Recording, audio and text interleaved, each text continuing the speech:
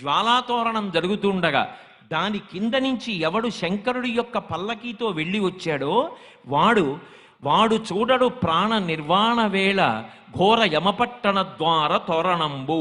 యమధర్మరాజు గారి యొక్క నగరం అగ్నితోరణంతో ఉంటుందిట.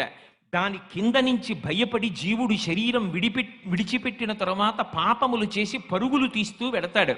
అలా వెళ్ళవలసిన అవసరం లేకుండా కార్తీక పౌర్ణమి నాడు ఎవడు శపథం చేసి స్వార్థంతో కేవలం పాపములు చెయ్యకుండా ఇక పైన 10 మంది గురించి ఆలోచించి సమాజం గురించి ఆలోచించి అందరూ నా అన్నదమ్ములు అక్క చెల్లెళ్ళన్న భావనతో త్రికరణ శుద్ధిగా బ్రతుకుతానని కోరుకుంటాడో అటువంటి వాడి పాపములు తొలగతోసి నేను అండగా ఉండి అక్కడ దూరవలసిన జ్వాలాతోరణానికి బదులుగా ఇక్కడ జ్వాలాతోరణం కింద నేను అండగా ఉండి నిన్ను తీసుకొస్తున్నాను.